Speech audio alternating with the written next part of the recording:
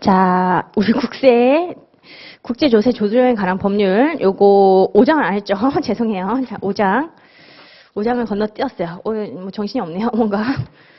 자, 5장을 하도록 하죠.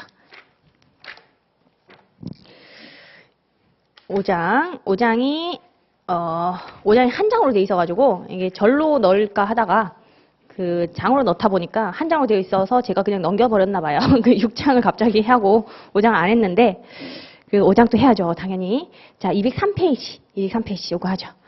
요거 기타 세법 같은 경우에도 저도 뭐 1년에 한 번 정도 강의를 해요. 강의를 할 때 뭐 1년에 2번 하는 부분이 아니라서 다 아는 내용이라고 해도 잘 기억이 안 날 때도 있고 아리까리 할 때도 있어요. 실제로 1년에 한 번이니까.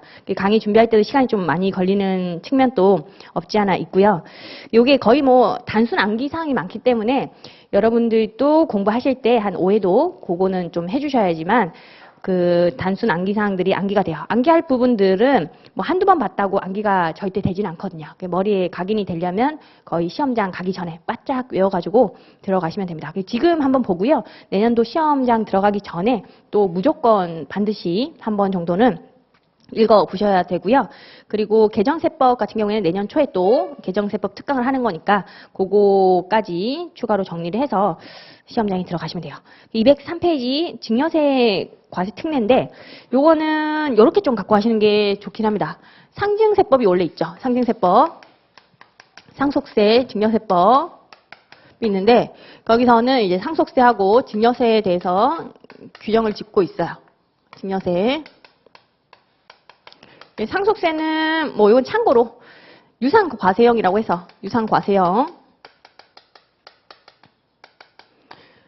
피상속인 돌아가신 분이죠. 피상속인이 물려준 재산 상속인이 몇 명이든 상관이 없이 피상속인이 물려준 재산 전체 총액으로 세율을 때리는 게 유상과세형이라고 보시면 돼요. 상속인이 뭐 한 여러 명일 수도 있잖아요. 3명이다 라고 하더라도 그 3명한테 각각 간 금액을 기준으로 세율을 적용하는 것이 아니라 피상속인이 남겨주신 재산, 유산이죠. 그 전체 총액의 세율을 때리는 그런 과세 방식이라고 보시면 되겠고 증여세 같은 경우에 아들 1한테 얼마를 주고 아들 2한테 또 얼마를 줬다라고 하면 얘는 각각 취득한 금액에 대해서 세율을 때려요. 취득과세형이라고 부르는 거죠.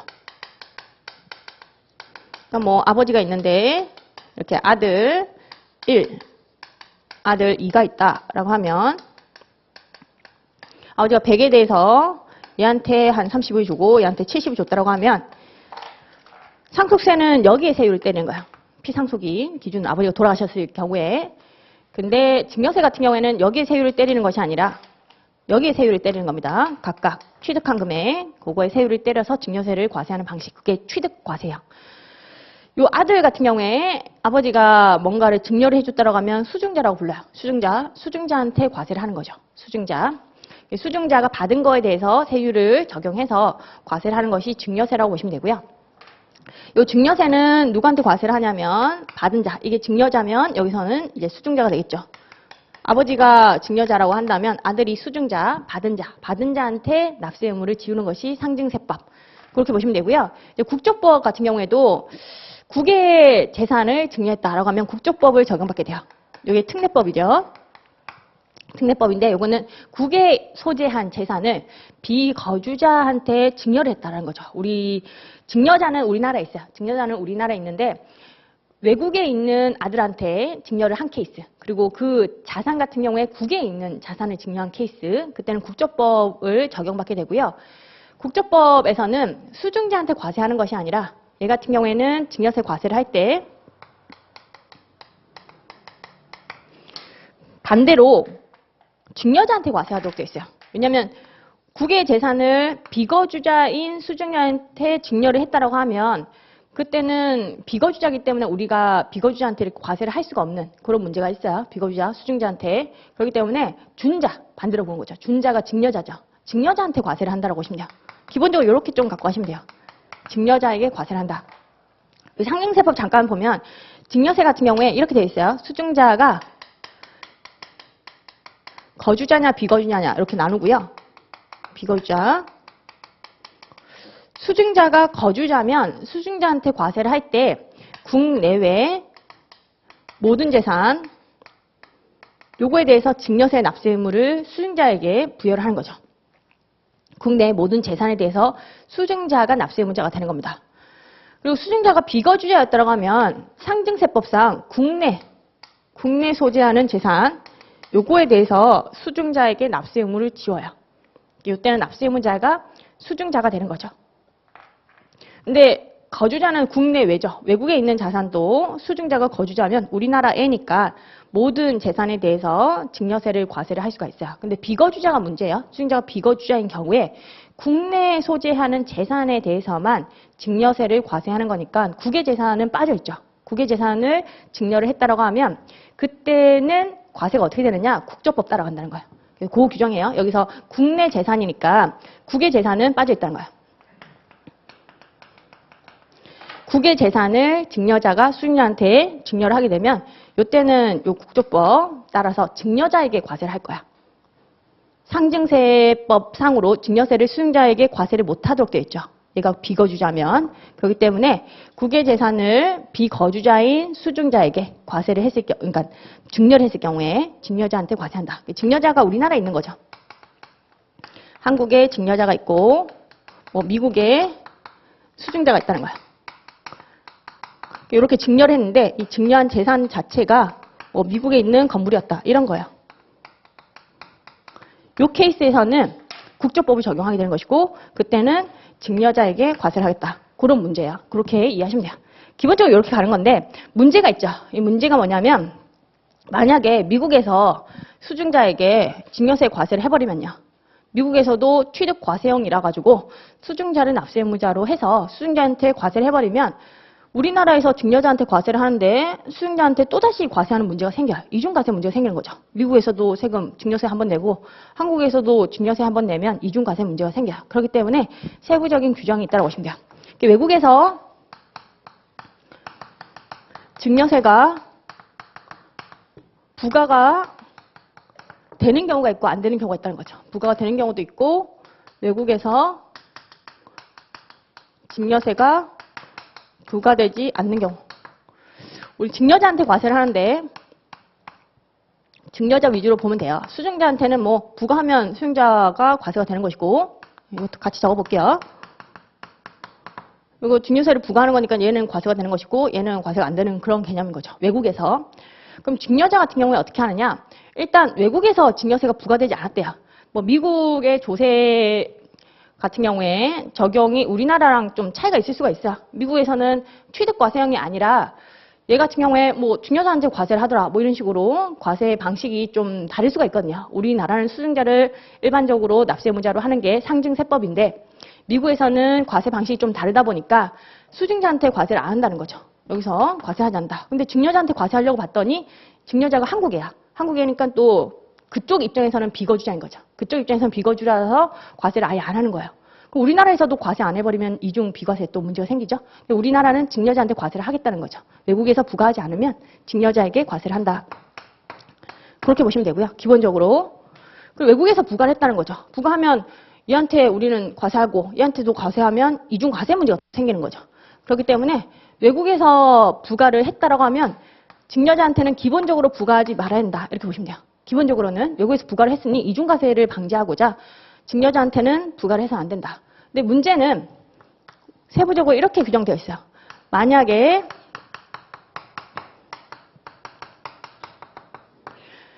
수용자하고 증여자가 특수관계가 없다라고 하면 이렇게 가고요. 특수관계가 있다라고 하면 다르게 가는 거예요.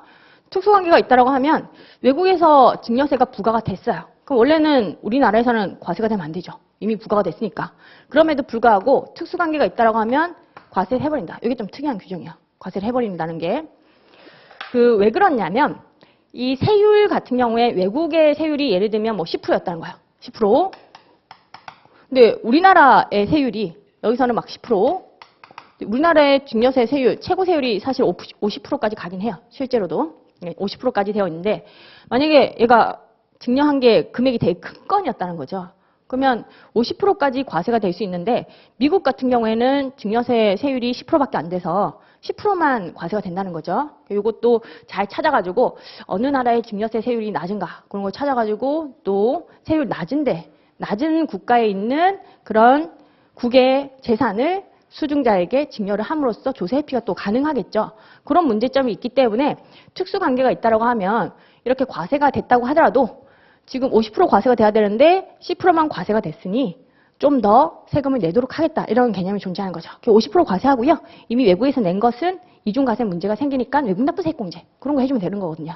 그죠? 세율 차이 때문에 특수관계가 있는 자라고 하면 외국에서 증여세가 비록 부과가 됐다고 해도 우리 국내에서 증여자에게 증여세를 부과한다. 그렇게 이해하시면 돼요.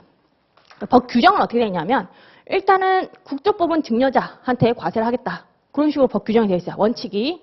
국조법은 무조건 증여자한테 과세할 거야. 이게 원칙으로 규정되어 있는 거고요. 원칙으로. 이게 원칙이고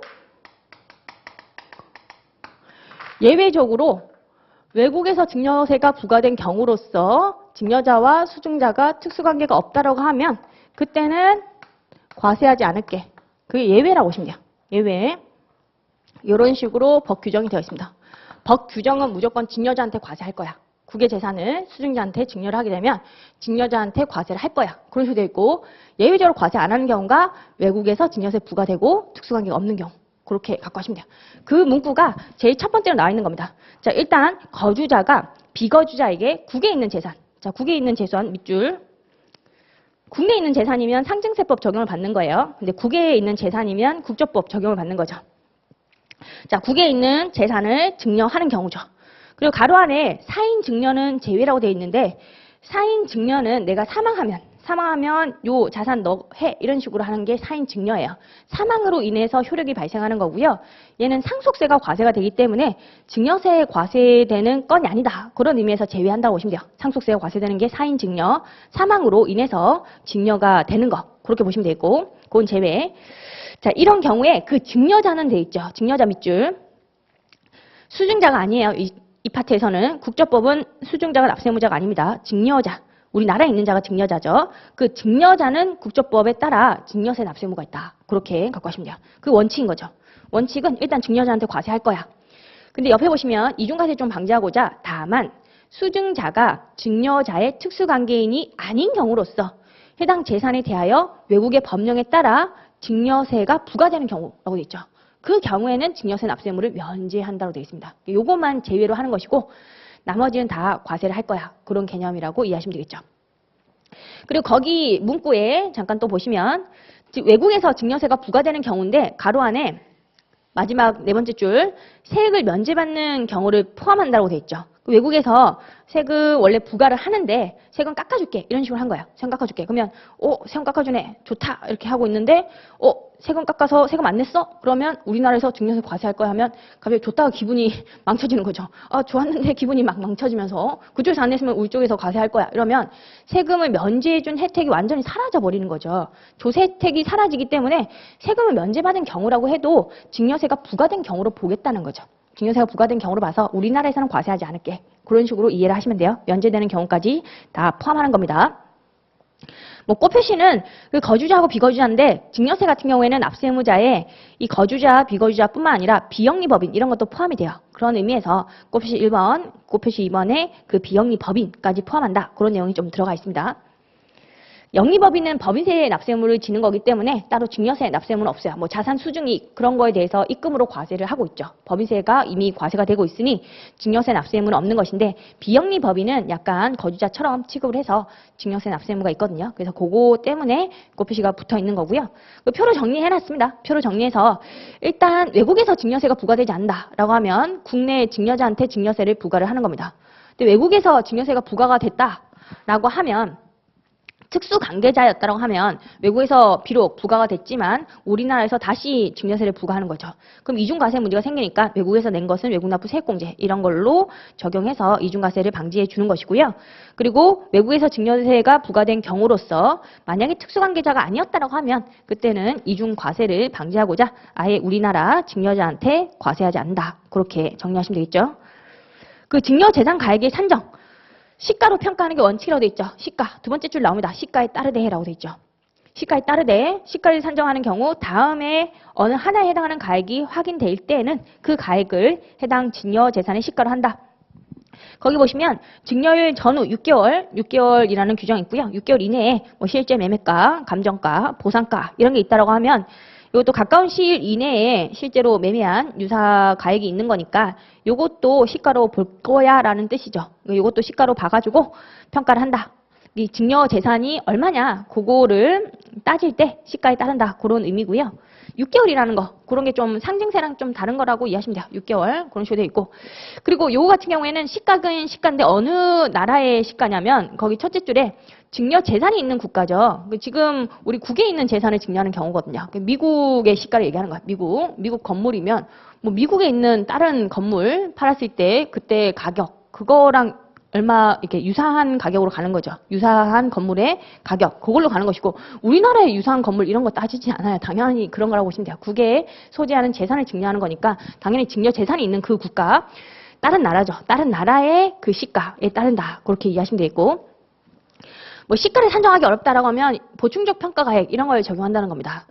이게 상징세법 규정을 준용한다 이런 표현이 나오죠. 이건 국제법 규정이긴 하지만 상징세법에 이런 규정들이 많이 있으니까 그 규정을 준용해서 증여재산가액으로 평가한다. 그렇게 돼 있고 그 평가 방법이 적절하지 아니하면 감정평가업자가 평가하는 가액으로 한다. 이렇게 되어 있습니다. 이게 순서가 좀 달라요. 순서가 우리 부당의 계산 부인 규정에서는 부당의 계산 부인 규정할 때 시가를 산정할 때 시가가 불명하면 감정가 이걸로 적용하고 이것도 불명하다라고 하면 그때는 상징세법상 보충적 평가가액 이런 식으로 가는 거거든요. 보충적 평가가액. 보충적 평가가액은 뭐 기준시가 뭐 이런 걸 얘기하는 건데 이런 순서로 되어 있죠. 부당의 계산 부인. 근데 여기서는 국조법이죠. 이건 법인세법이고 또는 소득세법. 국조법 같은 경우에는 반대로 가는 거야. 반대로 얘를 먼저 적용하는 거야. 상징세법상 평가가액을 먼저 적용하고 그 다음에 감정가액. 그런 식으로 순서가 좀 다르게 되어 있죠. 순서가 다르다라고 이해를 하시면 돼요. 순서가 다르구나. 왜냐하면 증여니까 상징세법을 먼저 준용해서 적용을 해보겠다. 뭐 그렇게 이해하시면 돼요. 증여니까. 그 다음에 감정평가가액으로 한다. 그리고 유가증권 가액의 산정이 나오죠. 유가증권 가액의 산정 같은 경우에도 상징세법에 따른 평가 방법 준용한다. 유가증권 같은 경우에는 뭐 상장 유가증권이었다라고 하면 상징세법상 뭐 그 개시 전후 2개월이 나오고요. 전후 2개월간의 그 매매가 뭐 이런 거를 종가 이런 걸 적용합니다. 상장 주식은 전후 2개월 뭐 이런 게 나오고요. 비상장은 뭐 순자산 가치, 뭐 순손익 가치 뭐 이런 걸 가중 평균 해가지고 구하도록 되어 있는데 뭐 그런 것까지는 모르셔도 상관이 없고요. 상징세법을 좀 준용하는구나. 이거는 증여세를 과세하는 컨셉이라서 국조법 규정이긴 하지만 상징세법 규정이 이미 있으니까 그걸 좀 준용해서 적용하겠다. 그런 거고. 3절에 외국납부 세액공제 여기 나오죠. 이거는 이중과세 문제가 생길 수 있기 때문에요. 요 두 번째 거 같은 경우에 외국에서 부과가 됐는데 특수관계가 있다라고 하면 우리나라에서도 부과가 되니 이때는 이중과세 문제가 생기죠. 그래서 외국납부 세액공제 여기에 살짝 껴들어오는 거죠.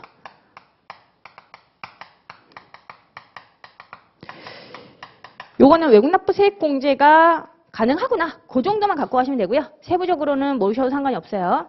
외국납부 세액공제를 해준다. 그리고 4절 보시면 또 상징세법 준용이 나오죠. 거기 뭐 증여세 과세 특례 규정 요거에 따라 증여세를 과세한다라고 하면 증여세 과세가액 그리고 증여재산 공제 세율 그런 거는 상징세법 규정을 준용한다. 이 상징세법의 세율 같은 경우에 50%까지 그렇게 규정이 되어 있고 증여재산 공제라고 해서 뭐 배우자한테 증여를 하면 6억을 공제해주고 6억까지는 빼주는 규정이 있어요. 과표 계산할 때. 또는 직계 좀비속이었다고 하면 인당 5천만 원까지 빼주고 뭐 이런 규정이 있어요. 상징세법상. 그거 다 준용하겠다는 겁니다. 그거 다 준용해서 계산해서 세금을 매기겠다. 뭐 그렇게 이해하시면 되고요. 이것도 뭐 크게 중요한 내용은 없어요. 요 표가 제일 중요한 겁니다. 요 표만 딱 갖고 가시면 돼요. 요 표만. 이제 7장으로 넘어가죠. 7장 국가 간 조세 협력. 국가 간 조세 협력은 뭐 거의 뭐 어려운 내용이 하나도 없어요. 대부분 뭐 맞는 문구로 많이 나오거든요. 자, 211페이지 보시면 되고요. 211페이지에 조세 업무 협력. 조세 조약상의 소득 구분의 우선 적용이 먼저 나오죠. 소득이라는 게 뭐 이자냐, 배당이냐, 뭐 사업소득이냐 이런 구분을 할 때 우리나라하고 다른 나라하고 소득 구분이 좀 다를 수가 있어요. 그때는 채약 상대국하고 조세 조약을 맺었다고 하면 그 조세 조약상의 소득으로 우선적으로 구분하겠다. 그런 의미예요. 우리는 뭐 이자로 보는데 그쪽은 배당으로 본다고 하면 배당으로 보겠다. 뭐 이런 의미라고 보시면 돼요. 그래서 거기 보시면 소득세법, 법인세법 규정에도 불구하고 조세 조약이 우선한다. 거기서 있죠. 조세 조약, 그걸 우선해서 적용하겠다. 소득 구분. 세율 같은 경우에도 세율 적용 특례, 이건 이미 앞에서 봤던 건데 그 이자 배당 사용료 이런 거는 뭐 20% 정도 세금을 뗍니다. 개별세법에서 규정되어 있는 원천징수 세율 이런 게 적용을 하면 되는 것인데 조세 조약상으로 제한 세율이라는 게 있을 수가 있다고 했죠. 제한 세율, 그 한도라고 이해하시면 되고요. 우리끼리는 많이 매기지 말자, 한 15%만 매기자라고 하면 그게 한도가 돼서 둘 중에 낮은 세율을 적용한다는 거죠. 거기 보시면 조세 조약상의 제한 세율 나오고 소득세법, 법인세법상에 규정하는 세율이 나오죠. 둘 중에 낮은 거. 왜냐하면 제한 세율이 최고 세율의 의미였죠. 최고 세율. 최대로 많이 과세를 할 수 있는 세율이기 때문에 최고 세율 둘 중에 적은 거 그거를 과세한다는 것이고 꽃표시 잠깐 보시면 조세 조약의 대상 조세에 지방소득세가 포함되는 경우에는 그 조세 조약상으로 지방소득세까지 포함해서 한 15%까지만 매기자 이런 식으로 규정되어 있다는 거죠. 그러면 당연히 소득세법, 법인세법에서 규정하는 세율 20%에 지방세법에 따른 세율 10% 그거 반영한 세율로 한다. 22%하고 15%둘 중에 낮은 거 15%까지 과세를 하겠다. 뭐 그런 의미라고 이해하시면 돼요. 조세 조약마다 약간 다를 수가 있어요. 조세 조약마다 뭐 미국하고 맺은 조세 조약, 뭐 중국하고 맺은 조세 조약 이런 게 다를 수가 있는데 만약에 조세 조약에 지방소득세까지 포함해서 15% 매기자라고 했다면 그거 포함해서 그 비교를 한다. 그런 의미고 조세 징수의 위탁, 서로 협력을 좀 하자는 거죠. 조세 징수를 좀 해달라. 그런 식으로 위탁을 할 수도 있다는 거죠. 우리가 위탁자가 될 수도 있고요. 아니면 우리가 수탁자가 될 수도 있어요. 자, 위탁자는 그 채약 상대국한테 좀 징수 좀 해달라고 하는 거죠. 거기 보시면 또는 1번에 납세지 간의 세무서장 또는 지방자치단체의 장은 국내에서 납부할 조세를 징수하기 곤란하여 채약 상대국에서 징수하는 것이 불가피하다고 판단되는 경우에는 국세청장에게 채약 상대국에 대하여 조세 징수를 위하여 필요한 조치를 하도록 요청할 수 있다. 그런 식으로 돼 있고 국세청장은 요청을 받은 경우에 채약 상대국에 권한 있는 당국에 그 조세를 징수해 주도록 위탁할 수 있다. 자, 이게 절차가 있는 겁니다. 절차는 자, 바로 세무서장이 채약 상대국에 권한 있는 당국에다가 위탁할 수 있는 개념이 아니고요. 세무서장이라든지 지방 국세청장이 있다라고 하면 애들이 먼저 국세청장한테 요청을 하는 거고요. 그럼 국세청장이 채약 상대국 권한 있는 당국에다가 징수 좀 해주세요라고 위탁을 하는 거예요. 이런 식으로 가는 거고요. 이게 만약에 문구가 이렇게 건너뛰고 나왔다라고 하면 틀린 문구가 된다라고 이해하시면 돼요. 건너뛸 수가 없어요. 국세청장을 일단 거쳐야 한다. 얘를 거쳐서 얘가 좀 권한이 있는 자니까 얘가 채약 상대국에 권한 있는 당국에다가 위탁을 하는 겁니다. 자, 그렇게 보시면 돼요. 이거 건너뛸 수가 없다. 그 정도만 보시면 되겠고 징수를 위탁받은 경우 이건 이제 우리가 수탁자가 되는 경우라고 이해하시면 돼요. 거기 동그라미 1번에 채약 상대국에서 납부할 조세를 우리나라에서 좀 징수를 해달라 이런 식으로 요청을 받은 겁니다. 위탁을 받았다고 하면 기획재정부 장관이나 기재부, 국세청장은 납세지 관할 세무서장에게 국세징수에 의해 따라 징수하도록 할 수 있다. 그렇게 되어 있죠. 이것도 마찬가지로 이렇게 가는 거예요. 이렇게 요 순서의 역순으로 이렇게 위탁을 받는 거죠. 그렇게 이해하시면 돼요. 이런 절차가 있더라. 그렇게 보시면 되고.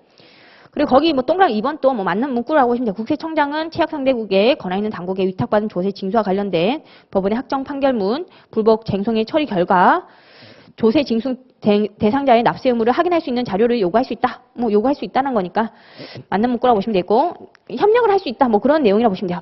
그리고 정보도 교환할 수 있다. 그런 내용이 좀 들어가 있죠. 조세 정보의 교환, 그리고 금융 정보의 교환.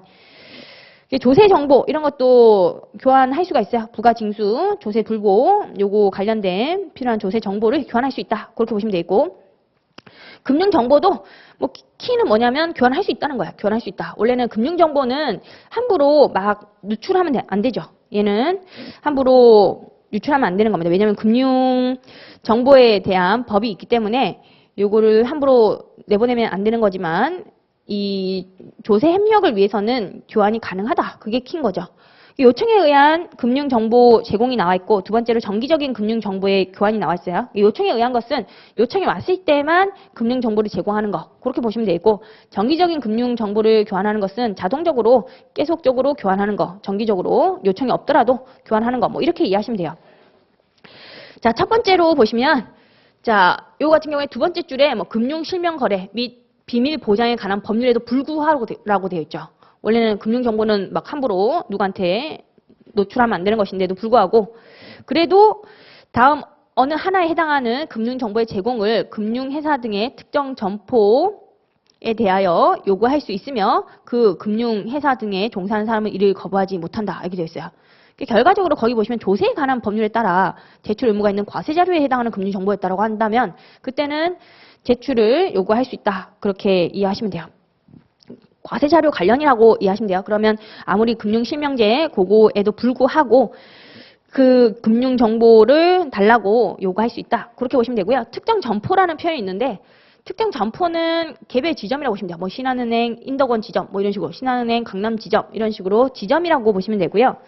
거기 뭐 가로 안에 길게 나와 있는데 그 상증세법에 따른 금융재산 일괄 조회에 해당하는 경우와 채약상대국에 권한 있는 당국이 요청하는 정보가 특정 금융거래와 관련된 명의인의 인적 사항을 특정할 수 없는 집단인 경우에는 금융회사 등의 장이라고 되어 있죠. 뭐 중요한 정보의 경우에는 본점에 요구할 수 있다. 이렇게 이해하시면 돼요. 금융회사의 장이 나와 있는데 금융회사 등의 장이라고 하면 본점이라고 보시면 돼요. 원래는 일반적으로는 특정 점포, 개별 지점에 요구를 하는 거고요. 근데 조금 중요한 거는 본점에다가 요구할 수 있다. 뭐 그 정도로만 갖고 가셔도 무난합니다. 그리고 정기적인 금융 정보를 교환할 수도 있어요.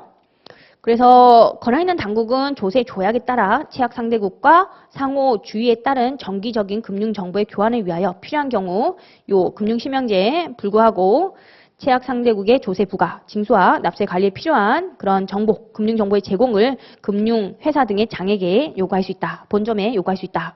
그렇게 이해를 하시면 되겠죠. 그러면 이 종사하는 사람은 제공을 해야 한다. 결과적으로 교환할 수 있다. 그런 내용이라고 보시면 되고 그리고 3번 양가로 이것도 가능해요. 사전적 정보 확인 보유. 한 단계 더 나아간 거죠. 미리 보유할 수도 있다. 빨리 금융정보를 교환할 수 있게 미리 보유하는 것도 가능하다. 가능하다는 것이 다 포인트라고 보시면 돼요. 거기 보시면 금융회사 등은 국가 간 금융정보 교환을 지원하기 위해서 권한 있는 당국의 요구가 없는 경우에도 요구가 없는 경우에도 그 사용 목적에 필요한 최소한의 범위에서 금융거래 상대방의 인적사항 등을 미리 확인, 보유할 수 있다. 그런 식으로 되어 있죠. 미리 보유도 가능하다라는 거죠. 좀 더 나아가서 미리 확인, 보유도 가능하다. 그렇게 좀 보시면 되고. 그리고 4번 양가로 보시면 동그라미 1번 금융회사 등에 종사하는 사람은 금융정보 제공 규정을 위반하여 금융정보의 제공을 요구받으면 그 요구를 거부해야 한다. 규정에 따라 받으면은 거부할 수가 없어요. 규정에 따라서 적법하게 요구를 받으면 거부를 할 수 없다. 그렇게 보시면 되고요. 근데 규정을 위반했다는 거죠. 절차상에 위반 사항이 있다라고 하면 그때는 거부를 해야겠죠.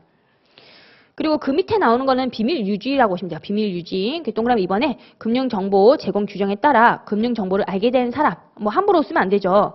그렇기 때문에 그 금융정보를 채약 상대국에 있는 권한 있는 당국 외의자에게 제공 누설하거나 그 목적 외의 용도로 이용해서는 안 되며 누구든지 금융정보를 알게 된 사람에게 그 금융정보의 제공을 요구해서는 안 된다. 비밀 유지한다. 그런 내용이고 밑에 거도 마찬가지라고 보시면 돼요. 밑에 거도 금융정보 제공 규정을 위반해서 제공되거나 누설된 금융정보를 취득한 사람은 그 위반 사실을 알게 된 경우 그 금융정보를 타인에게 제공하거나 누설해서는 아니 된다. 비밀 유지 의무가 있다.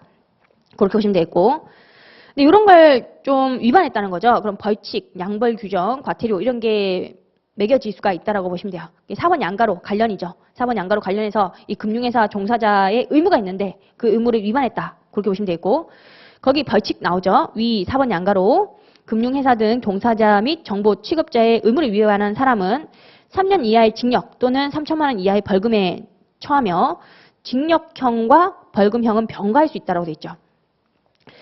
지금 5년 이하 3천만 원 이하 벌금인데 요거는 엄청나게 높은 제재라고 보시면 돼요. 제재 자체가 엄청나게 높은 거라고 보시면 돼요. 금융회사 종사자는 엄청난 높은 그 벌금을 처할 수가 있습니다. 위반을 하면. 요게 우리가 조세범 처벌법 좀 이따 볼 건데 거기서 5년 이하 3천만 원 이하면 엄청나게 높은 거예요. 실제로 거의 뭐 2년이라든지 1년이라든지 그게 기본적인 형이라고 한다면 얘는 되게 높은 거라고 이해하시면 돼요. 5년짜리가 별로 없어요. 5년짜리는 엄청 적은데 그중에서 요것도 5년짜리라고 보시면 되겠고 그냥 과도하게 벌칙을 매긴다. 그 이유가 금융회사 종사자니까 아무래도 정보 같은 거 누설하는 거 요즘에도 많이 논란이 되고 있죠. 정보 누설해서 안 된다. 뭐 이런 식으로 규정이 되어 있는 것이고 병가라는 뜻은요. 병가는 병행한다는 뜻이에요. 병행한다는 뜻하고 병가는 뭐 동일한 말이라고 보시면 돼요. 병행이라는 말 같이 한다는 거죠. 징역도 매기고 엔드로 벌금도 매기고 원래 일반적으로 병가를 안 해요. 일반적으로는 징역을 살게 하면 벌금을 안 매기거든요. 벌금을 매기면 징역을 살게 못해요. 원래는 둘 중에 하나만 해야 되는 것인데 요거는 좀 벌칙의 실효성을 위해서 징역도 살게 하고 벌금도 매기고 이렇게 둘 다 가능하다 그런 거죠. 좀 센 거라고 보시면 돼요. 벌칙 자체가 금융회사 종사자니까 좀 세게 벌칙을 매기고 있는 것이고 양벌 규정 같은 경우에 뭐 양벌하고 병가 뭐 이런 게 헛갈릴 수가 있는데 양벌은 양쪽으로 그 벌을 준다 이런 뜻이야. 양쪽으로 벌을 준다. 양벌 같은 경우에 행위자가 있겠죠. 행위자도 벌을 줘야 되고요. 이 행위자가 소속된 법인이라든지 행위자가 소속된 개인 사업자 이런 자가 있으면 둘 다 벌을 주겠다는 거야. 그걸 양벌이라고 불러요. 양쪽으로 벌을 준다. 그런 의미야. 양쪽으로 벌을 주는 것이 가능하냐? 가능하다는 거죠. 행위자는 당연히 행위를 저질렀으니까 잘못한 거고요.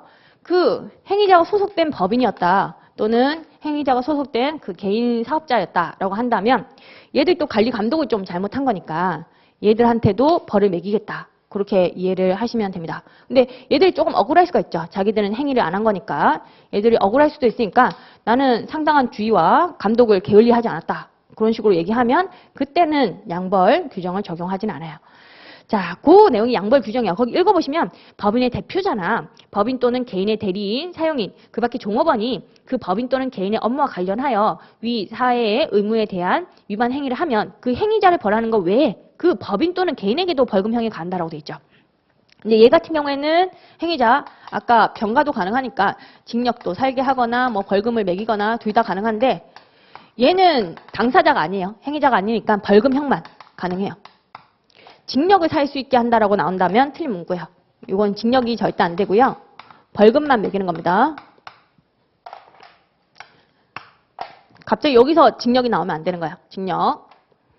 어차피 뭐 법인은 징역을 살 수도 없어요. 법인은 뭐 사람도 아니니까. 뭐 개인은 징역을 살 수도 있겠지만 뭐 법인하고 과세 형평을 위해서 둘 다 징역은 안 되는 걸로 벌금만 매기는 거고요. 요거는 이런 취지라고 보시면 돼요.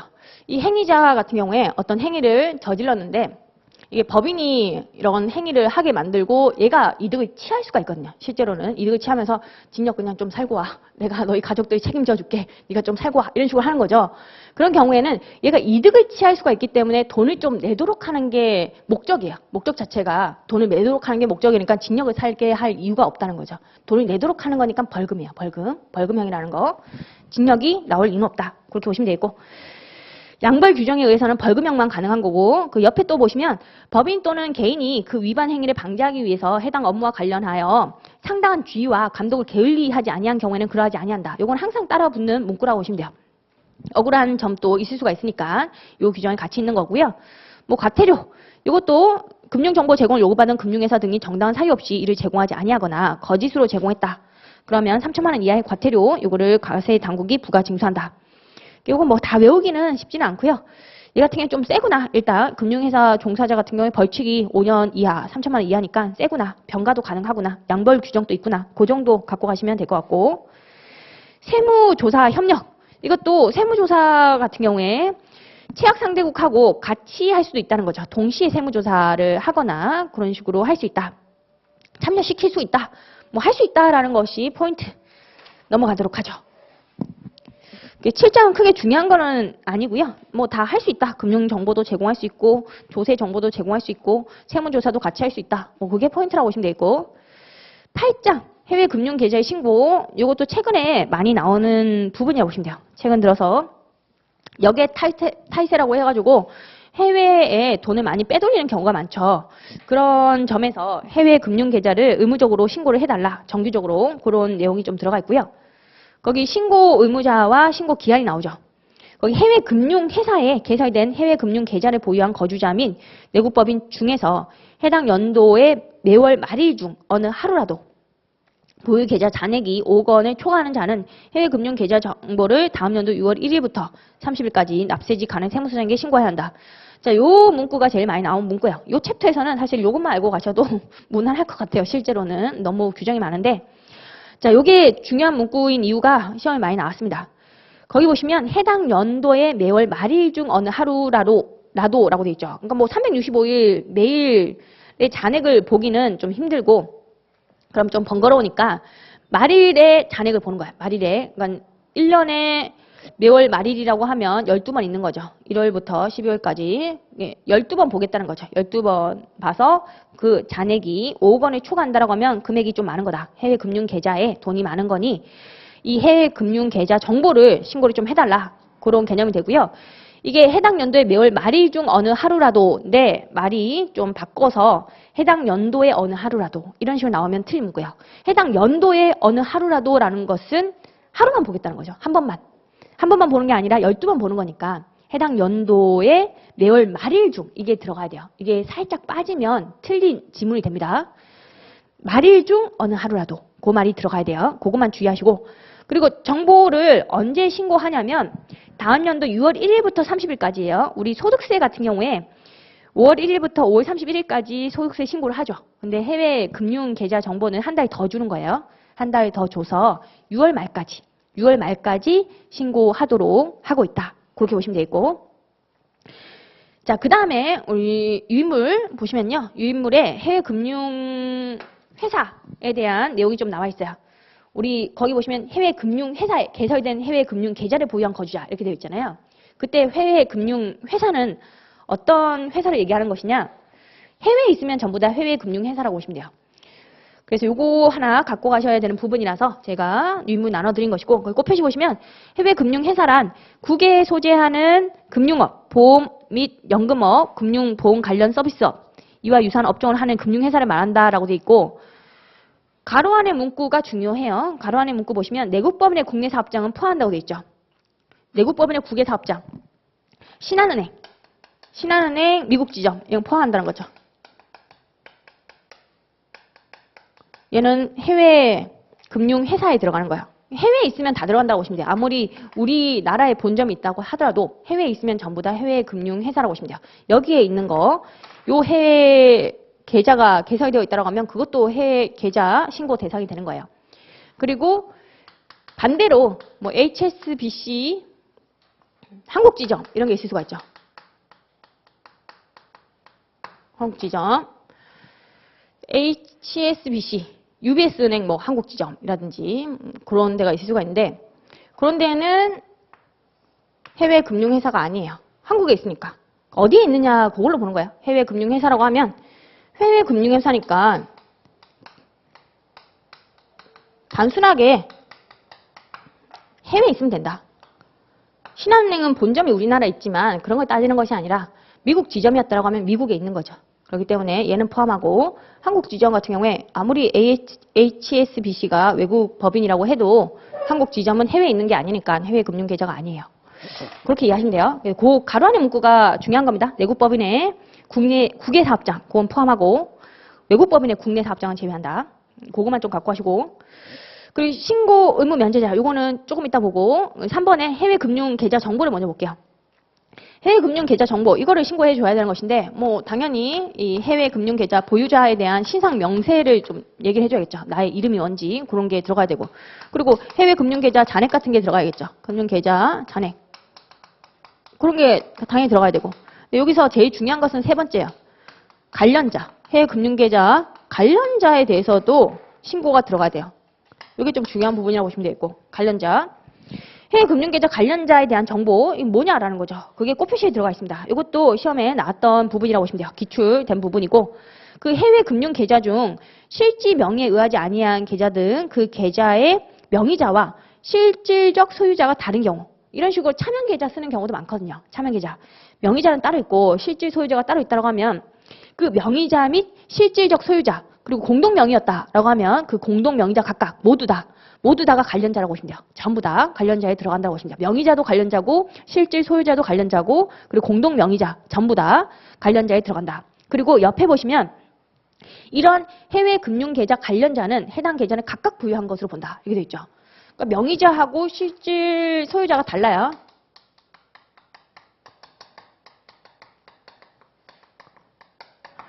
이게 다른 상태에서 문제에서 나올 때는 실질 소유자의 해외 금융 계좌로 본다. 이렇게 나올 수가 있어요. 그게 아니라 둘 다라는 거죠. 둘 다.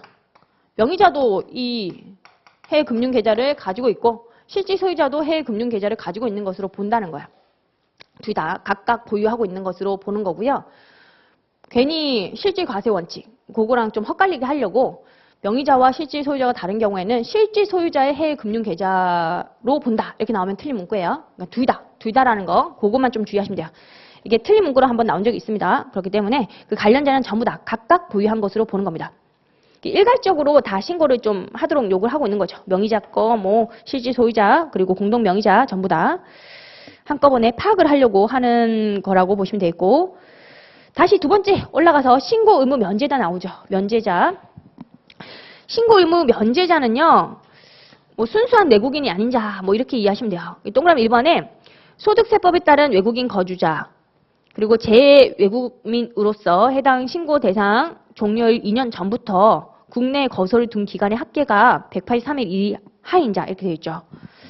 2년을 가지고 183일 이하라고 한다면 뭐 순수한 거주자는 아니니까 얘 같은 경우에도 막 해외 금융 계좌를 신고하게 하고 그렇게 하진 않겠다. 그런 의미라고 보시면 돼요. 순수한 내국인에 대해서만 신고 의무를 부여하고 있다라고 보시면 되겠고, 그리고 2번, 3번, 5번은 같은 맥락이라고 보시면 돼요. 2번, 3번, 5번. 2번 같은 경우에 국가 지방자치단체, 뭐 공공기관 나오죠. 그리고 3번에 금융회사 나오죠. 그리고 또 5번에 보시면 다른 법령에 따라 국가의 관리 감독이 가능한 기관으로서 뭐 여러 가지 금융지주회사, 뭐 외국한 중개회사, 신용정보회사 이런 금융기관들이 좀 나와 있는데, 이런 금융회사라든지 공공기관은요, 이미 국가가 관리 감독하고 있어요. 이미 국가가 관리 감독하고 있기 때문에 해외 금융계좌를 따로 신고할 의무를 줄 필요는 없다. 이미 알고 있다. 뭐 이런 개념이라고 보시면 돼요. 공공기관하고 금융기관은. 얘들은 신고 의무가 없다는 거고요. 동그라미 4번 같은 경우에는 우리 아까 봤던 그 규정하고 좀 관련되어 있는데, 거기 보시면 해외 금융계좌 관련자 중 다른 공동명의자 등의 신고를 통하여 본인의 해외 금융계좌 정보를 확인할 수 있게 되는 등 법소정의 요건에 해당하는 자. 이미 다른 자가 나를 관련자로 해서 신고를 해버렸다는 거죠. 그럼 이 신고를 했기 때문에 이미 과세당국에서 또 알고 있는 거죠. 그럼 또다시 신고할 필요는 없겠다. 그럼 번거로우니까 이미 신고가 되어 있는 경우, 이미 신고가 되어 있는 경우죠. 관련자에 들어가가지고 신고가 되어 있는 경우, 그때는 신고 의무를 또 면제한다. 그렇게 보시면 되고. 자, 오른쪽에 보시면 동그라미 1번에 신고 의무 위반 금액의 출처에 대한 소명. 뭐 신고를 제대로 안 했다는 거죠. 거기 보시면 거주자인 신고 의무자가 신고 기한 내에 신고하지 아니하거나 과소 신고한 경우, 그때는 신고 의무자에게 위반 금액 출처에 대해서 소명 요구할 수 있다. 그렇게 소명을 요구할 수 있는데, 소명 절차를 보시면 소명 요구 받았잖아요. 그러면 통지 받은 날부터 90일 이내에 소명을 해야 돼요. 90일 이내에 소명을 하고요. 근데 이걸 다 소명하기가 좀 어려울 수는 있어요. 그렇기 때문에 우리 규정에는 계좌별로 신고 의무 위반 금액의 80% 이상에 대해서 출처를 소명했다라고 하면 전부 소명한 걸로 봅니다. 100% 소명하기는 좀 힘드니까 80% 이상 출처를 소명했으면 전부 소명한 것으로 본다는 규정이 있는 것이고, 그리고 90일 이내에는 소명해야 되는 것인데 부득이한 사유가 있다, 재해를 당했다, 그런 경우에는 한 차례만 60일까지 연장할 수 있다. 이런 규정이 있어요. 우리가 앞에서는 60일 이런 규정이 있었거든요. 여기 어디에 나왔었냐면 정상가격 산출 방법에 대한 과세 자료, 요거 제출에 대해서는 제출을 요구받았으면 60일 이내에 제출하도록 되어 있고요. 그리고 부득이한 사유가 있다고 하면 한 차례에 한해서 60일을 연장할 수 있다. 그 규정이 앞에 나왔었어요. 이전 가격세제에서. 그리고 이번에 해외 금융계좌 계좌에 대해서 뭐 신고를 잘못했다고 하면 소명 요구를 받을 수가 있고, 소명 요구를 받은 날로부터 90일 이내에 소명을 해야 한다. 그 내용이 나와 있고 한 차례만 부득이 하면 60일 연장할 수 있다. 이런 규정이 있어요. 이게 크로스로 나올 수가 있거든요. 해외 금융계좌인데 갑자기 60일이 나올 수가 있어요. 60일로 나오면 틀림없고요. 90일이 나와야 되는데 조금 더 중요한 부분은 사실 이게 조금 더 중요하다고 보시면 돼요. 60일이 좀 더 중요하고 우리가 뒤에 뭔가 얘랑 다른 게 있구나. 그렇게 갖고 가시는 것이 기억에 조금 더 남을 수는 있습니다. 앞에서 60일 요걸 좀 기억하시고 뒤에는 뭔가 60일이랑 비슷한데 좀 다른 게 있었구나. 그렇게 해외 금융계좌. 자, 그렇게 갖고 가시고요. 자, 그리고 거기에 꽃표시에 보시면 신고 의무자가 해외 금융계좌의 수정신고, 기한 후 신고를 했다는 거죠. 그때는 소명 의무를 면제한다는 겁니다. 신고를 좀 잘못했는데 나중에 자진해서 수정신고 이런 걸 했다는 거죠. 신고를 과소신고했거나 아예 신고를 안 했거나 그 경우에 수정신고, 기한 후 신고 이런 걸 할 수가 있는 거니까 자진해서 정정하면 소명 의무 그런 걸 면제해 주는 거죠. 그 신고 의무 또 불이행하면 벌칙, 과태료 이것도 뭐 좀 많이 벌칙을 부과를 한다. 그렇게 이해하시면 되는데 벌칙 같은 경우에 거기 보시면 신고 의무자인데 신고 기한 내, 신고 기한은 이제 6월 말까지죠. 6월 말까지 신고를 하지 아니한 금액이나 과소신고한 금액이 있다는 거죠. 근데 그 금액이 50억을 초과한다는 거예요. 원래 5억 이상이면 5억을 초과하면 그때 신고 의무가 있었죠. 50억이면 거의 뭐 10배죠. 10배에 대한 그 금액에 대해서 무신고를 하거나 과소신고를 했다. 엄청난 거니까 벌칙이 가해집니다. 2년 이하의 징역 또는 20% 이하에 상당하는 벌금 요거에 처할 수가 있더라. 그렇게 보시면 되고요. 그러니까 5억은 좀 기억하시고요. 5억을 초과하는 경우 이번 연도에 개정된 거예요. 작년까지만 해도 10억이었는데 이번에 5억으로 개정이 된 거라서 그게 더 중요한 규정이라고 보시면 되겠고 이 50억까지는 뭐 기억하실 필요는 없어요. 5억을 좀 기억하시고 좀 더 범위를 늘린 거죠. 더 강화한 거라고 보시면 돼요. 강화해서 좀 더 해외 금융계좌 신고하는 대상자를 늘린 거라고 보시면 되겠고요. 50억까지는 모르셔도 상관이 없겠고 그리고 거기 보시면 징역 또는 벌금인데 얘도 병가가 가능해요. 그 동그라미 2번에 나오죠. 병가할 수 있다. 벌칙을 좀 더 강하게 매긴다고 이해하시면 돼요. 양벌 규정 이것도 적용되죠. 행위자만 벌하는 것이 아니라 양쪽으로 그 법인이라든지 개인 사업자 이런 자에 대해서도 벌을 할 수 있다. 꽃표시의 양벌 규정에 대한 내용 우리가 아까 봤던 거 그게 나와 있고 그리고 벌칙이 적용되는 경우에는 과태료를 부과하지 아니한다. 그럼 너무 가혹하죠. 벌칙도 때리고 과태료도 때리면 2번 죽이는 거니까 그렇게 하진 않겠다. 뭐 그런 거고 과태료도 그냥 잠깐 읽어보시면 돼요. 요거는 뭐 나올 만한 여지는 없는데 20% 정도만 좀 갖고 가시면 될 것 같고 거기 보시면 신고하지 아니하거나 과소신고했다라고 하면 과소신고한 금액, 미신고한 금액의 20% 이하에 상당하는 과태료를 부과한다. 20%가 최고라고 보시면 돼요. 최고 20% 이하라고 되어 있기 때문에 최고로 많이 과태료를 매기면 20%까지만 과태료를 매기겠다. 그렇게 좀 보시면 되고 뭐 나머지는 크게 중요한 내용이 없어요. 자, 넘기시면 되고 자, 해외 금융 계좌 정보의 비밀 유지. 비밀 유지 이것도 이 정보를 제공을 하는 건데 그것까지 막 이렇게 누설하거나 그러면 안 되겠죠. 누설해서는 안 된다. 그 내용이 나와 있고. 근데 거기 두 번째 줄에 다만 해서 뭐 국세기본법의 비밀 유지에 예외에 해당하는 경우에는 그 사용 목적에 맞는 범위에서 해외 금융 계좌 정보를 제공할 수 있다. 제공할 수도 있긴 합니다. 요거는 비밀 유지 의무의 예외. 그 규정이 국기법에 또 나와 있긴 해요. 그거에 해당했다고 하면 제공할 수 있는 것이고. 자, 그리고 또 해외 금융 계좌 정보를 알게 된 사람은 제공, 누설해서는 안 된다. 그런 게 나와 있고. 요걸 위반했다고 하면 또 엄청난 제재가 가해지는 거죠. 5년 이하의 징역, 3천만 원 이하의 벌금. 똑같은 거예요. 우리 아까 금융정보 제공할 때 그 비밀 유지의 의무가 있는데 그거 누설해서도 마찬가지로 앞에서 5년 이하, 3천만 원 이하. 213페이지 거기에 나와 있었죠. 213페이지. 똑같죠. 213페이지에도 우리 아까 국가 간 조세 협력 그 파트에서 5년 이하하고 3천만 원 이하가 나옵니다. 213페이지 5번 양가로에 병가할 수 있다. 그 내용이 나왔었죠. 그거랑 똑같이 얘도 해외 금융 계좌 정보도 금융정보잖아요. 금융정보니까 똑같이 5년 이하 징역, 3천만 원 이하 벌금. 5년이면 엄청난 거예요. 그리고 병가도 가능한 겁니다. 징역도 살게 하고 벌금도 부과하고 둘 다 가능하다. 그리고 해외 금융계좌 수정신고, 기한후 신고. 신고를, 과소신고를 했다. 그럼 수정신고 할 수 있는 것이고, 신고를 안 했다라고 하면 기한후 신고, 이런 게 가능하다라고 보시면 되겠고요. 요거 같은 경우에는 원래 신고 기한, 우리 6월 말까지죠. 6월 말까지인데, 그게 지난 후에 기한후 신고, 수정신고, 자진해서 기한후 신고, 수정신고를 한 거니까, 이때는 과태료를 강경하는 규정이 있는 겁니다. 과태료를 강경. 요걸 외우기가 뭐 쉽진 않아요.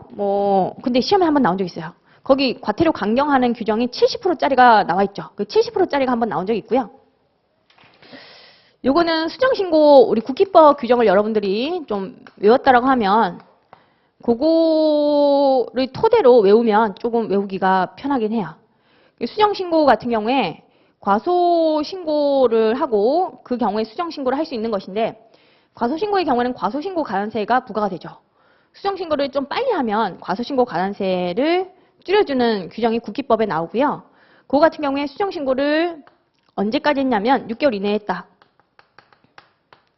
그러면 과소신고 가산세 50% 감면하고 그리고 1년 이내에 했다. 그러면 20%, 2년 이내에 했다라고 하면 그때는 10%. 요 규정이 있죠.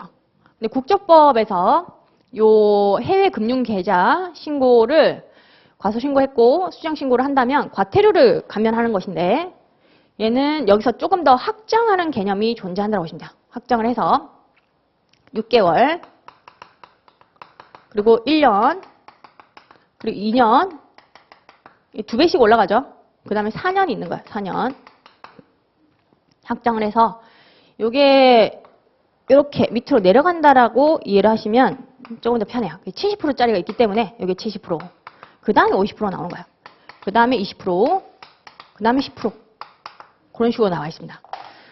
특이하게 70%짜리가 있더라. 그 70%짜리가 나온 적이 있거든요. 70%를 강경한다. 이렇게 나오면 또 맞는 문구 6개월까지 수정신고를 하면 그때는 70%까지 강경을 하는구나. 그렇게 보시면 되고 기한 후 신고 같은 경우에는 원래는 어떻게 되어 있냐면 1개월 이내 이런 식으로 되어 있죠. 1개월 이내 우리 국기법에서는 1개월 이내 그런 식으로 되어 있고 그 다음에 6개월 이내 기한 후 신고는 여기 50% 여기 20% 이렇게 되어 있긴 한데 기한 후 신고는 근데 얘는 원래 10%짜리가 없거든요. 국기법에서는 국기법상으로는 기한 후 신고의 경우에 무신고 가산세 무신고 가산세를 강경하는 규정이 이렇게 2개로 끝나는데 여기서는 4개가 돼요. 4개. 수정신고하고 맞고가 비슷하게 가는 거죠. 그래서 이 때는 1개월부터 시작해가지고 1개월, 6개월, 그 다음에 1년, 그 다음에 2년까지로 되어 있어요. 요게 70%, 요게 50%, 20%, 10%. 수정신고하고 좀 비슷하게 가는 거죠. 이렇게. 요거 하나 추가되고 요거 위에 거 하나 추가되고 얘도 70%짜리가 있다. 국기법하고 연관 지어가지고 조금 갖고 가시는 게 낫지 않을까 싶어요. 국기법의 무신고 관세 그리고 과소신고 관세 그거 감면하는 규정하고 비스무리한데 얘가 조금 더 뭔가 범위가 넓고 감면 비율도 좀 높더라. 그렇게만 좀 갖고 가시면 될 것 같습니다. 자, 이제 8장 문제 좀 풀어보죠. 218페이지 동그라미 1번 해외 금융 계좌에 개설된 해외 금융 계좌를 보유한 거주자 및 내국 법인 중에서 해당 연도의 매월 말일 중 이런 말이 나와야 되죠. 말일 중 어느 하루라도 맞고요. 보유 계좌 잔액이 5억 원에 초과한다. 그러면 보유자의 성명, 주소 또는 그 신원에 관한 정보 등을 해외 금융 계좌 정보죠. 요거를 다음 연도 5월 1일부터 31일까지 신고해야 한다. 날짜가 틀렸죠. 다른 건 다 맞는데 다음 연도 5월 1일부터 31일까지가 아니라 6월 1일부터 30일까지 틀렸고요.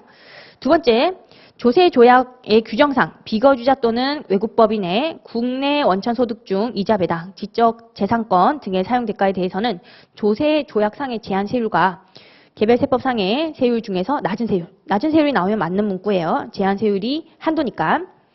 세 번째, 해외 금융 계좌 중 실지 명의에 의하지 아니한 계좌 등 그 계좌의 명의자와 실질적 소유자가 다른 경우에는 실질적 소유자가 해당 계좌를 보유한 것으로 본다. 틀렸다는 거죠. 괜히 맞는 문구처럼 느껴지죠. 근데 명의자와 실질적 소유자 각각 보유한 것으로 본다. 그게 법문구예요. 둘 다 보유한 것으로 보는 게 법문구. 네 번째, 해외 금융 계좌 신고 의무자 중 국가와 지방자치단체는 해외 금융 계좌의 신고 의무를 면제한다. 국가 지방자치단체는 신고할 의무가 없는 거죠. 공공기관이라든지 금융기관도 마찬가지 이미 알고 있다. 그런 의미에서 신고 의무를 면제합니다. 맞고요. 다섯 번째, 신고 의무자 중 해당 신고 대상 종료일 2년 전부터 국내에 거소를 둔 기간의 합계가 183일 이하라는 거죠. 우리나라에 있던 기간이 좀 짧은 거죠. 그때는 해외 금융 계좌의 신고 의무를 면제한다. 이게 순수한 거주자라고 볼 수가 없기 때문에 신고 의무를 면제하고 있죠. 이것도 맞는 문구예요. 6번 신고 기한 내에 해외 금융 계좌 정보를 신고한 자가 신고 기한이 지난 후 6개월 이내에 수정 신고를 했다. 이 경우에는 해당 과태료 금액의 70% 이걸 경감한다. 이게 맞는 문구예요. 이게 50% 이런 식으로 바꿔 나오면 틀린 문구예요. 헛갈릴 수가 있겠죠. 70%가 최고 경감률이라고 이해를 하시면 됩니다. 국조법에만 있는 규정이고요. 자, 이렇게 해서 우리가 8장까지 다 끝냈고 조세범 처벌법은 원래 1시간 정도면 끝날 거예요. 제가 시간을 좀 넉넉하게 잡았기 때문에 뭐 2시간이라고 잡긴 했지만 실제로 조세범 처벌법은 과거에도 한 40분 만에 끝난 적도 있거든요. 40분 만에. 그러니까 그렇게 뭐 겁내하실 필요는 없고요. 뭐 너무 또 오버해서 많이 하는 거 아니냐 이렇게 생각할 수도 있는데 조세범 처벌법은 과거에도 한 40분 정도면 끝난 규정이라서 내용이 그렇게 많지는 않아요. 근데 암기할 양은 엄청난데 암기할 양은 엄청난데 제가 설명할 부분이 별로 없어요. 어차피 다 암기 뭐 2년 3배 뭐 이런 거거든요. 징역 같은 경우에 5년, 벌금 같은 경우에 3천만 원 뭐 이런 거예요. 그거는 제가 설명드린다고 어떻게 되는 부분이 아니라 여러분들이 좀 자주 봐야 되는 부분이라서 설명할 부분은 많지 않다고 보시면 돼요. 요거 1시간 정도 하면 끝날 것 같습니다. 조금 쉬고 들어가도록 하죠. 좀 쉬겠습니다.